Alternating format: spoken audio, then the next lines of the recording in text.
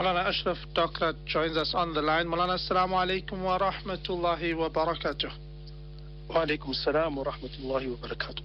Jazakumullah khairan, Maulana, for joining us on the book review program this morning. The book that we look at, Naqsh Hayaat, a biography and memoirs of Sheikh Hussein Ahmed Madani. Now, this book is abridged and edited by Ismail Adam Patel. There are a number of works, Maulana, that deal with the biography of Maulana Hussein Ahmed Madani.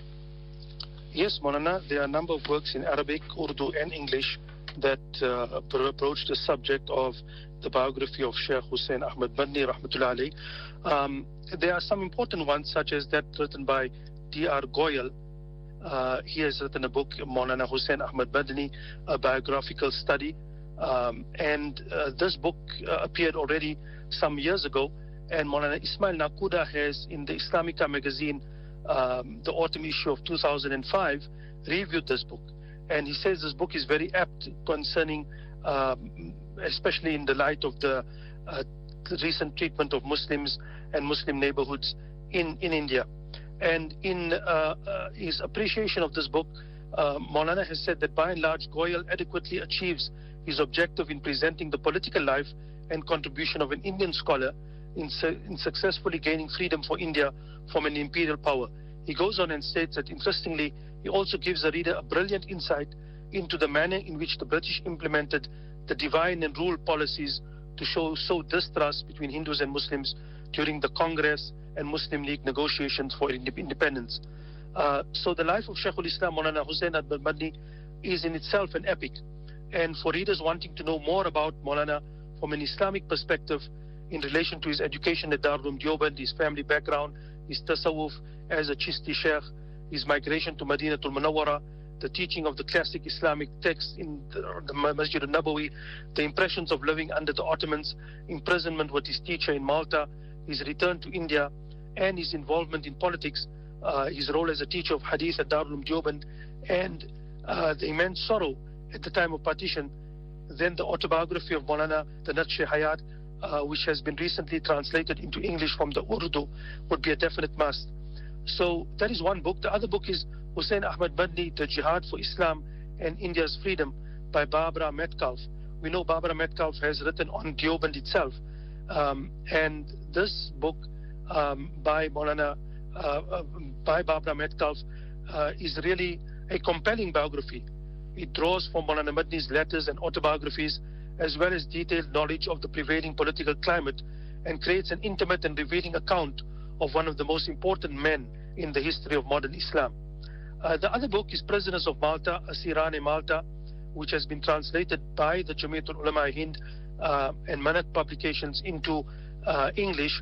This is the book originally penned by Maulana Sayyid Muhammad Mia, and has been translated and has a number of important ideas, the aims and objectives of Darul Uloom Deoband, the popularity of Darul Uloom Deoband, the rumor of Sheikh ul-Hind's migration and restlessness among his well-wishers, Sheikh ul-Hind's stay in Bombay, etc., and then his arrest. This book, published by the Jamiatul Ulama in association with Manak Publications, is an important book. The translation of English has been made the book accessible to non-Urdu readers, and brought to life again Shaykh ul-Hind Maulana Mahmud al-Hasan and Shaykh al-Islam Maulana Sayyid Hussein Ahmed Madani's contributions. There's the other book, for example, I have an Urdu book that I have in my library, East India Company or Baghi Ulama, by Mufti Intizamullah Shabi Akbar Abadi. And this book is an earlier book. In other words, it shows how the resistance to the East India Company took place among ulama and what happened. They are referred to as Baghi Ulama. And then week before last, we had reviewed the book, The Battle of Shamli, 1857, that is published now by the Talimi Board of the Jamiatul Ulama KwaZulu-Natal. So all of that is important, I think, contributions to understand the backdrop and also understand these lives, Maulana. Now, the name Maulana Hussein Ahmad Madani, many who heard of Maulana Hussein Ahmad Madani and read about him, and there's so many different books like you have mentioned, but perhaps Maulana could just tell us a bit more about this great scholar. Yes, briefly, this Indian Islamic scholar lived from 1875 to 1957. He served as the principal of Darul Uloom Deoband, and he was one of the first recipients of the civilian honor of the Padma Bhushan in 1954. There's an Indian stamp, a postal stamp also containing and celebrating his life. Maulana Madni played a key role in cementing the Congress Khilafat Pact in 1920s, and through a series of lectures and pamphlets during the 1920s and 1930s, Maulana Madni prepared the ground for the cooperation of the Indian ulama with the Indian National Congress. He wrote a book called Muttahida Qawmiyat or Islam, and this was published in 1938, and it advocated for a united country in opposition to the partition of India. Maulana Madni was born in UP in a small town named Bangarmau in the district of Unnao, and his father worked as a teacher. His family originated from the Tanda district in Faizabad, and his father's name was Sayyid Habibullah. He was a descendant of the Prophet ﷺ through Hussein ibn Ali. That's why he's known as Husseini. He was then, from a young age, graduated at the Darul Uloom Deoband. He migrated to Medina with his family. He began teaching Arabic grammar, usul al-fiqh, usul al-hadith, and tafsir of the Quran. He spent 18 years teaching these various sciences in Madinatul Munawwara, in Masjid al-Nabawi, and he was appointed as the head teacher and the Shaykh al-Hadith of Darul Uloom Deoband, and he served this position for approximately 28 years. He is known for his efforts of independence. In other words, his teacher, Mahmud al-Hasan, Shaykh al-Hind, was sentenced by the British for his role in the Silk Letter conspiracy to a prison on the island of Malta. Madani volunteered to go with him so that he could look after him, and he had personally not been convicted. Maulana Hussein Ahmad Madani was imprisoned then with Mahmud Hassan for 3 years, and memorized the Quran each day and recited the juz of the Quran in the 30th days of Ramadan. After his return, he returned to India after his release and was actively involved in India's freedom struggle. He traveled extensively and was one of the founding members of Jamia Millia Islamia in New Delhi. He was a member of the foundation committee, and it was headed by Shaykh al-Hind, Maulana Mahmud Hassan. He was against the two-nation theory, and due to this, a large number of Muslims from eastern UP and Bihar declined to migrate to Pakistan at the time of the independence in 1947. He became the president of the Jamiatul Ulama Hind, and this was a post he held up to his death in 1957. He also held the post of Shaykh al-Hadith at Darul Uloom Deoband. There's a famous debate between him and Allama Iqbal. He opposed the inception of Pakistan. He was of the view that in the present times, nations are formed on the basis of homeland and not on ethnicity and religion. And on this issue of whether the identity of a nation depends upon its land or religion, there was an interesting debate between Hussein Ahmad Madani and Allama Iqbal. Allama Iqbal was a known pan-Islamist and led the pro-Pakistan movement. And there's a poem that Allama Iqbal then writes in opposition to Maulana Hussein Ahmad Madani's works, but a lot of it is based on misunderstanding and the fact that the press took advantage of this dispute. In any case, he has written a number of books. The one is the book on composite nationalism and Islam, the Naqsh Hayaat, that is under discussion today, is an autobiography of him and also of his teacher. Ashihab al-Saqib is a refutation of Ahmad Reza Khan of Barelvi. Maktubat of Shaykh al-Islam is spread over 2,000 pages, and then the Safar Nama Shaykh al-Hind, Mahmud al-Hasan, is related to the Silk Letter movement. And then he's got a book called Tasawwur al-Shaykh, which is related to Tasawwuf. So he's really somebody who we need to know about and who has contributed significantly. Now, Maaz, there were many ulama that were part of the freedom struggle. Why do we have to know about Maulana Hussein Ahmad Madani, rahimahullah? Well, I think that leading the freedom struggle in a sense is Maulana Hussein Ahmad Madani.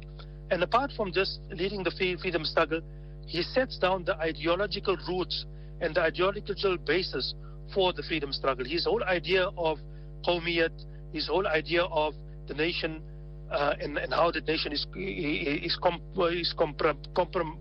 comprised is important for us. So I think in that sense, he provides the ideological motive for his understanding of the politics of the time and the way in which politics really plays out.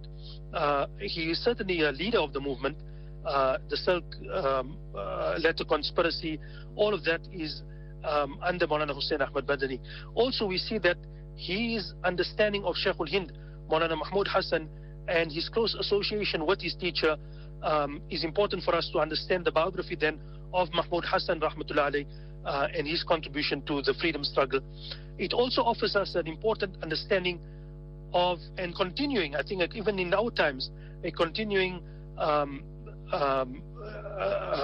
discourse against colonialism and the colonial influence.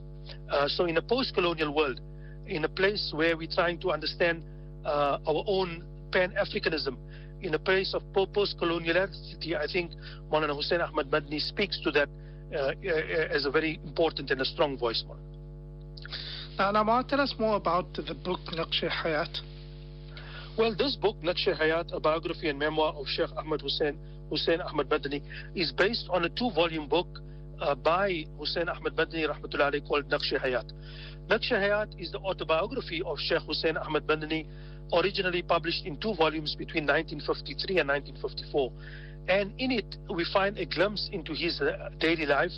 It exposes the exploitative colonial practices that burden Indians with economic hardship, eroded their cultural identity, and influenced their fate.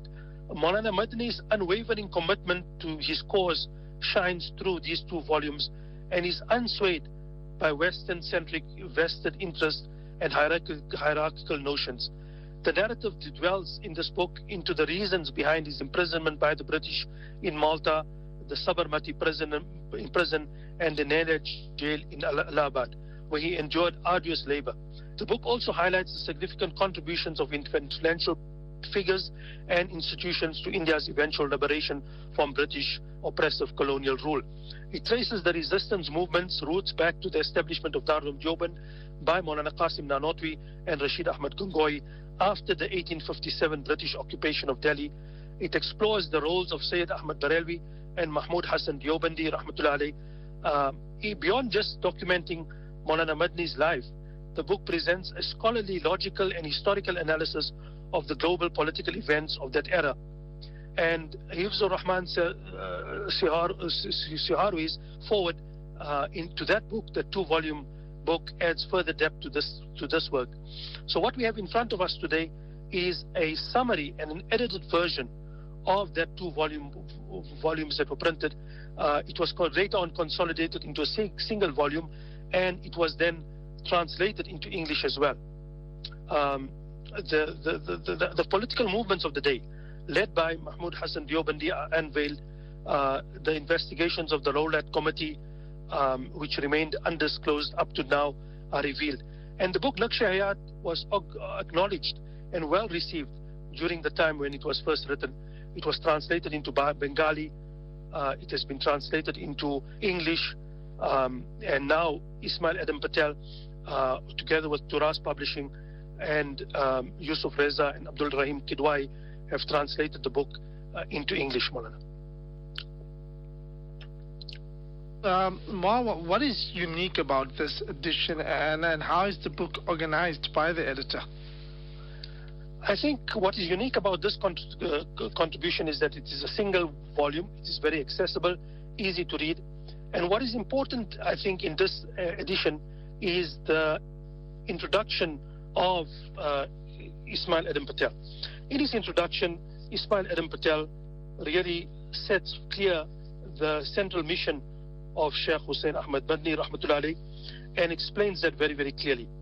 It shows the how British colonialism interrupted the history of the Muslims in India, and how in the early 20th century Britain ruled over a quarter of the world's land surface, how they created famines, the epistemic genocide that forced suppression and delegitimated the Muslims in the area. The imperial narrative is laid very, very clear, how the monopoly over the trade by the British East India Company and how it ensnared the indigenous people is laid very, very clear and open here.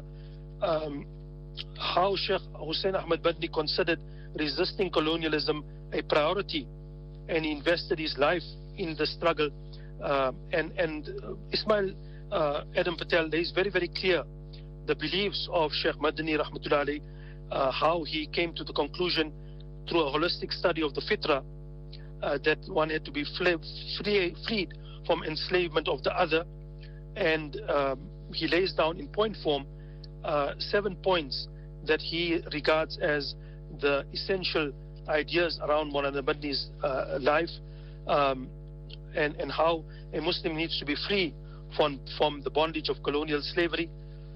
He also shows that from a young age, Maulana Hussein Ahmad Badni was linked to Darul Uloom Deoband and the influences that he had there.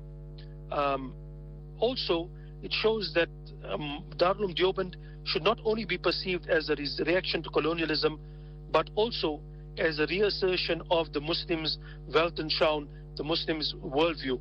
And the Muslims had, in that case, been drawing from centuries of Muslim historicity and looking at the rights of people, the Hukukul Ibad and the Hukukul the response of Muslims against of the British against the Muslims, the solidarity for the Khalif, and all these are themes that are picked up here.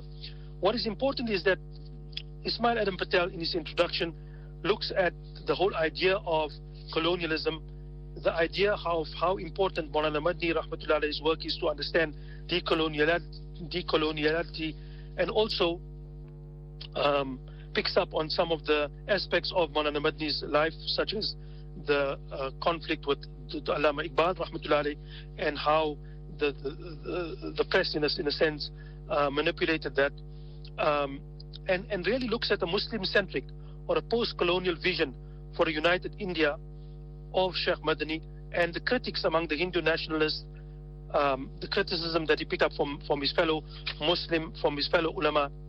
And so this translation of Naqsh Hayaat, they needed to take some very difficult decisions. They avoided repetition.